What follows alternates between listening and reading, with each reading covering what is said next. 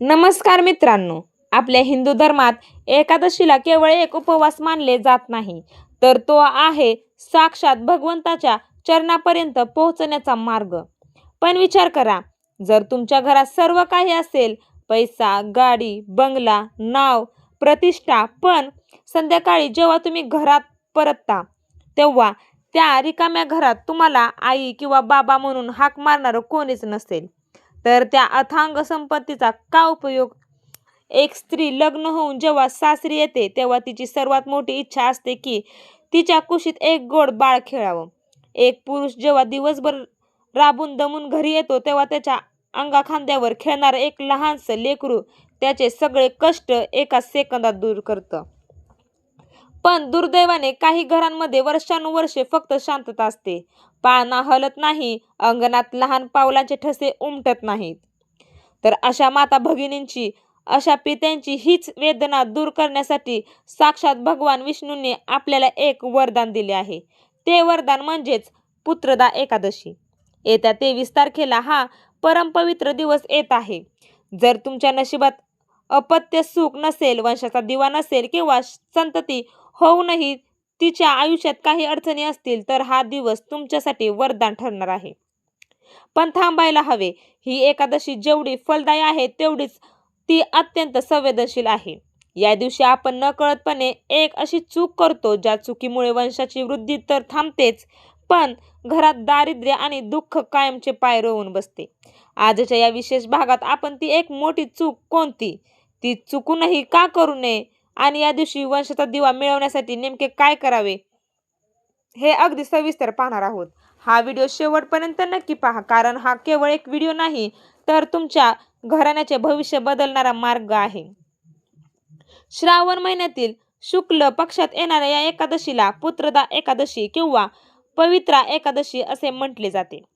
हिंदू शास्त्रानुसार वर्षात 2 पुत्रदा एकादशी येतात, एक पौष महिन्यात आणि दुसरी श्रावण महिन्यात. श्रावण महिना हा आधीच पवित्र, त्यात विष्णूंची प्रिय एकादशी आणि तिचे नाव पुत्रदा म्हणजेच पुत्र किंवा संतती देणारी. शास्त्र सांगते की ज्या दाम्पत्याला लग्नानंतर अनेक वर्षे होऊनही मूलबाळ होत नाही किंवा ज्यांच्या घरात संतती टिकत नाही, त्यांनी या दिवशी मनापासून व्रत केल्यास साक्षात विष्णूंच्या आशीर्वादाने त्यांच्या घरात पाळणा हलतो. 23 तारखेचे महत्त्व, संपूर्ण मुहूर्त मी तुम्हाला सांगणार आहे. या वर्षी 23 तारखेला ही एकादशी साजरी केली जाणार आहे.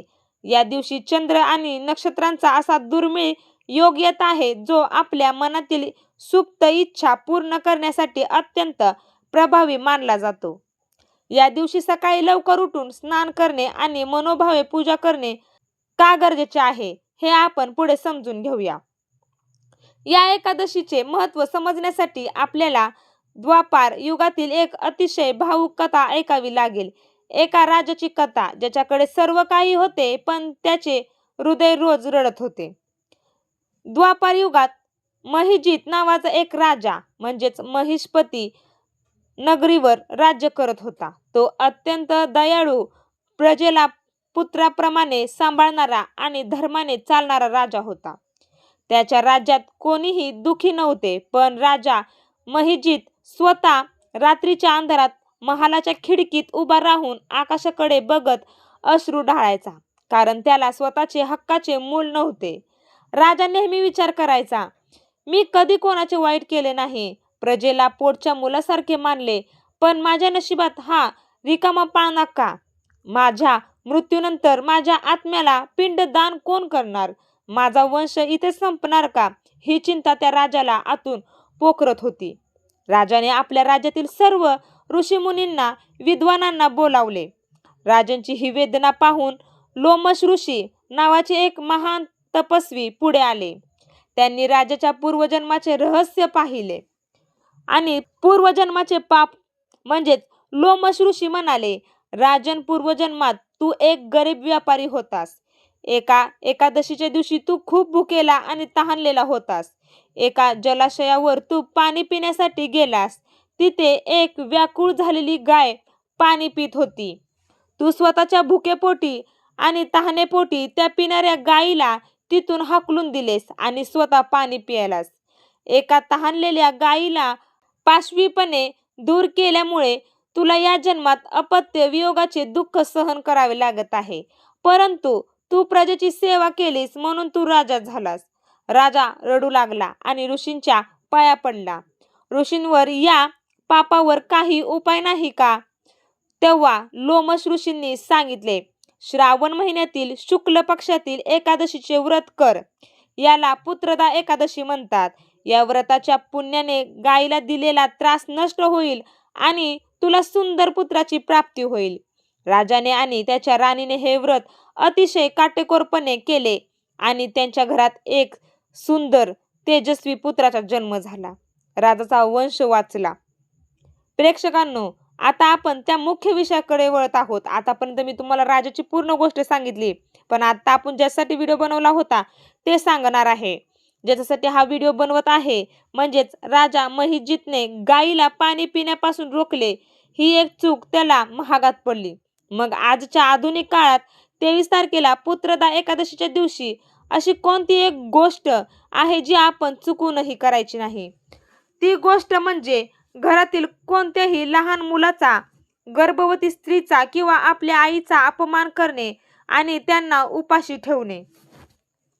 अनेकदा वाटते की एकादशीला फक्त भात खायचा नाही एवढाच नियम आहे, पण शास्त्र सांगते अन्नाचा त्याग करणे सोपे आहे, परंतु आपल्यातील क्रूरतेचा त्याग करणे खूप कठीण आहे. तर या एका गोष्टीचे तुम्हाला लक्ष ठेवायचे आहे. एक लहान मुले हे बाळकृष्णाचे रूप असतात. म्हणजेच पुत्रदा एकादशी ही संततीसाठी केली जाते. जर तुम्ही उपवास करत आहात, घरात विष्णूंची पूजा मांडली आहे, पण त्याच वेळी तुमच्या अंगणात किंवा शेजारी खेळणाऱ्या लहान मुलाला तुम्ही ओरडत असाल, त्याला मारत असाल किंवा त्याचा तिरस्कार करत असाल, तर भगवान विष्णू तुमचा उपवास कधीच स्वीकारणार नाहीत. ज्या मातांच्या उदर कुपामध्ये वंशाचा अंकुर वाढतो त्याचा अपमान या दिवशी करणे म्हणजे साक्षात लक्ष्मीला घरातून हाकलून देण्यासारखे आहे. अन्न आणि पाण्याचा अपमान. या दिवशी घरी आलेल्या कोणत्याही लहान मुलाला किंवा गरजू व्यक्तीला उपाशी पोटी परत पाठवू नका. इतर काही महत्त्वाच्या गोष्टी सुद्धा तुम्हाला टाळायच्या आहेत. म्हणजेच तळलेले फराळाचे अतिसेवन टाळा. उपवास म्हणजे शरीराला आणि मनाला सात्विक बनवणे. दिवसभर साबुदाणा वेपर्स खाऊन फक्त पोट भरणे म्हणजे उपवास नाही. घरात कलह किंवा भांडणे.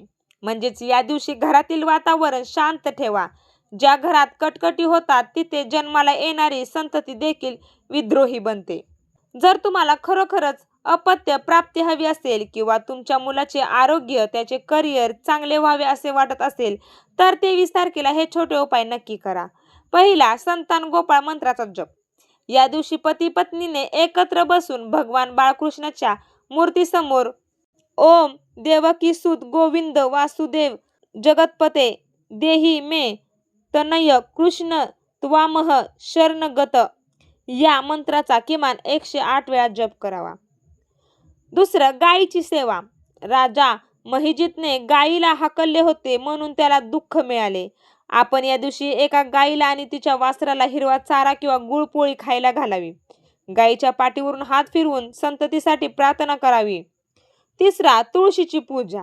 संध्याकाळी तुळशीच्या झाडाजवळ गायीच्या तुपाचा दिवा लावावा आणि 11 प्रदक्षिणा माराव्यात. माझ्या प्रिय माता आणि बंधूंनो, विज्ञान कितीही पुढे गेले असले तरी काही गोष्टी आजही त्या विधात्याच्या हातात आहेत. डॉक्टर प्रयत्न करू शकतात, पण आशीर्वाद फक्त देवच देऊ शकतो. जर आज तुमचे अंगण सुके असेल तर लोक तुम्हाला टोमणे मारत असतील तर खचून जाऊ नका. समाज फक्त प्रश्न विचारू शकतो, पण उत्तर माझा पांडुरंग, माझा विष्णू देणार आहे. 23 तारखेची ही रात्र सामान्य रात्र नाही. ही तुमच्या आयुष्यातील तो अंधार दूर करण्याची रात्र आहे ज्या अंधाराने तुम्हाला वर्षानुवर्षे छळले आहे. पूर्ण श्रद्धेने डोळ्यात देवाप्रतीचे अश्रू घेऊन सांगा, देवा, माझ्या घरातही एक लहानसं पाऊल येऊ दे. मलाही आई बाबा म्हणणारा शब्द ऐकू दे. भगवंत नक्की ऐकेल. फक्त लक्षात ठेवा, कोणाचेही मन दुखवू नका. सात्विक राहा. तुम्हा सर्वांच्या इच्छा पूर्ण होवत हीच ईश्वरचरणी प्रार्थना. जर हा व्हिडिओ तुम्हाला तुमच्या मनाला स्पर्श करून गेला असेल तर कमेंटमध्ये ओम नमो भगवते वासुदेवाय किंवा श्री स्वामी समर्थ हरे कृष्ण लिहायला विसरू नका. चॅनलला सबस्क्राईब करा जेणेकरून अशी माहिती इतरांपर्यंत पोहोचेल. धन्यवाद.